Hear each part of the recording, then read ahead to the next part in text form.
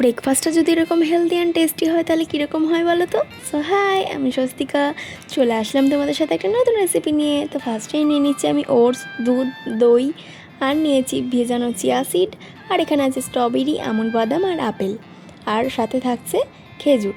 আমার কাছে কলাটা অ্যাভেলেবেল ছিল না, তাই আমি কলাটা স্কিপ করেছি। তোমাদের কাছে থাকলে অবশ্যই দিতে পারো।